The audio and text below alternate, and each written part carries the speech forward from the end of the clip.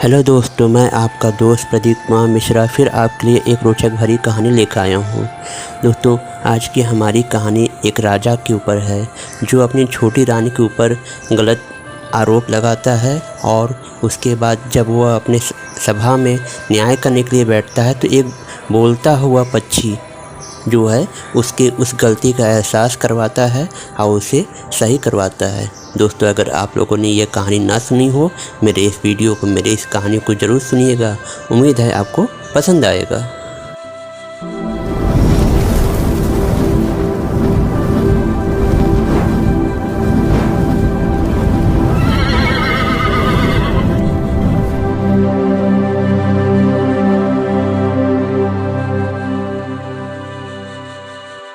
दोस्तों, हमारी कहानी कुछ ऐसी शुरू होती है। एक राज्य था।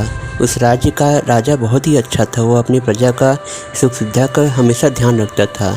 लेकिन उस राजा को जो है अपनी रानी से कोई संतान ना मिलने पर उसने दूसरी शादी की।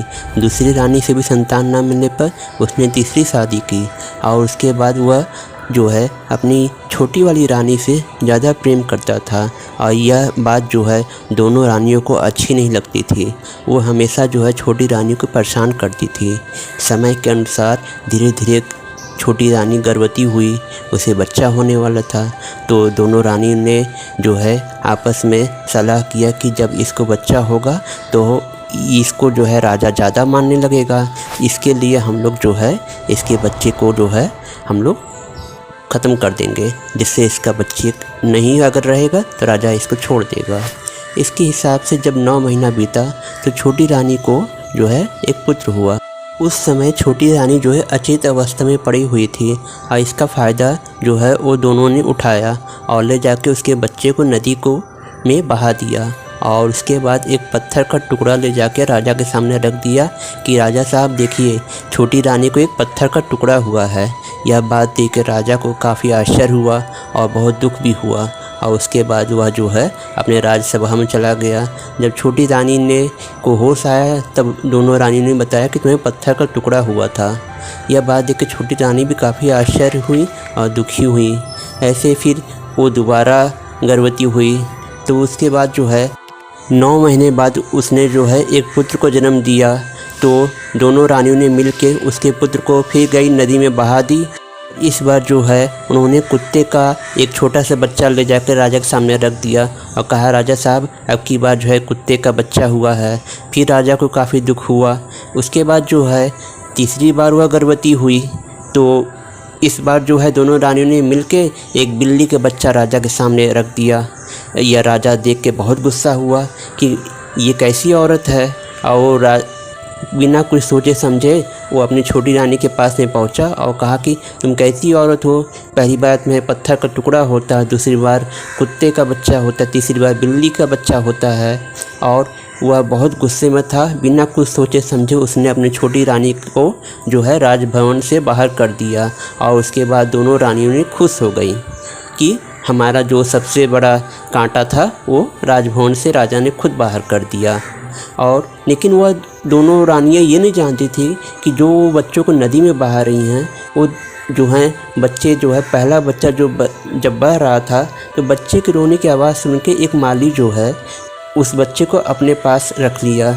ऐसे उस माली के पास में दूसरा बच्चा और तीसरी बच्ची भी उसी के पास में हो गई। और उसके बाद वह जो माली है वह दोनों बच्चों को लालन पालन अच्छे से करने लगा, क्योंकि उस माली के पास कोई संतान नहीं थी, उसे संतान की कमी थी बस। और उसे भगवान के दया से तीनों बच्चे मिल गए। वह तीनों बच्चों को अपने बच्चे से भी बढ़ के मानने लगा और उनकी जो है पालन पोषण में लग गया। और जब वो बच्चे बड़े होने लगे तो वह एक माली था, तो उन लोग को भी माली का सारा काम सिखाना शुरू कर दिया। बड़ा बच्चा भी जब हुआ तो बड़ा भी अच्छा होने लगा, दूसरा भी अच्छा माली का काम करने लगा और लड़की भी बहुत अच्छी थी। वह तीनों मिल के जो है माली का घर साफ़ सुथरा रखते थे और पूरी उसके बागीचे की अच्छी खासी देखभाल करते थे और उसका जो है पूरा बागीचा हमेशा फूलों से महकता रहता था। वह बगीचा जो है आम नहीं था, उसकी सुगंध की वजह से पाकिस्तान से एक परी हमेशा वहाँ आती थी और जो माली से मिलकर उसकी काम की बड़ाई करके और उसको और तरह तरह के अच्छे अच्छे फूल, जादुई फूल दे के और उसके बागीचा में लगवा के वो परी जो है परिस्तान में चली जाती थी। और यह बात जो है माली को पता था और माली जो है अपने बच्चों को बताता था। ऐसे ऐसे समय बीतता रहा और तीनों बच्चे बड़े हो गए। उसके बाद जो है माली धीरे धीरे करके बूढ़ा होने लगा और वह जब जान गया कि अब मैं नहीं बचूंगा, अब मैं मर जाऊंगा, तब उसने जो है तीनों बच्चों को अपने पास में बुलाया और कहा कि तुम लोग मेरे बच्चे नहीं हो, तुम लोग मुझे नदी में बहते हुए मिले थे और मैंने तुमको अपने पास रख के तुम लोग की परवरिश की है। तुम लोग जो है किसी राजा महाराजा के बच्चे हो, क्योंकि तुम लोग के जो कपड़े थे वो राजसी थे। तुम लोग जो है अपना ध्यान रखना और परी से बातचीत करते रहना और मेरे इस बागीचा का ध्यान रखना। उसके बाद माली मर गया तो तीनों बच्चे जो माली के बगीचे को हमेशा अपना बगीचा समझते थे और उसे जो है उसको माली से भी ज़्यादा अच्छा सजा के रखने लगे। तो जब परी आई तो देखी, कही अरे वाह, ये तो बागीचा काफ़ी अच्छा है। तब वो माली को खोजने लगी, लेकिन माली तो मर चुका था। तब उसके बाद जो है तीनों बच्चों ने परी को माली के मरने की बात बताई। तब परी को थोड़ा सा दुख हुआ और परी ने फिर जो है उन तीनों बच्चों को साहस दिया और उनके काम की बड़ाई किया कि तुम लोगों ने तो माली के से भी ज़्यादा अच्छा बगीचा सजा रखा है और यह देख के मुझे बहुत अच्छा लगा।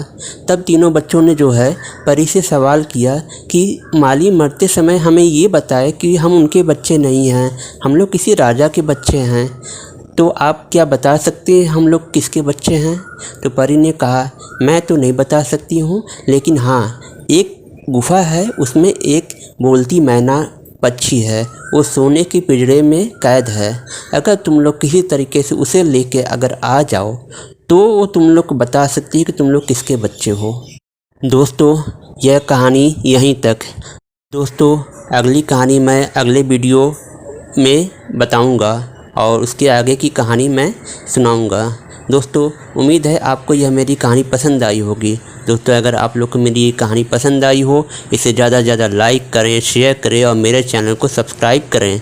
बेल आइकन को ज़रूर दबाइए, कि नहीं तो मेरे आने वाली कहानी को नोटिफिकेशन आप लोग को नहीं मिलेंगी। दोस्तों आप लोग खुश रहिए, सदा साथ रहिए, एक दूसरे का पूर्ण सहयोग करिए। अगले वीडियो का इंतज़ार करिए, मैं फिर मिलूँगा। तब तक के लिए नमस्कार।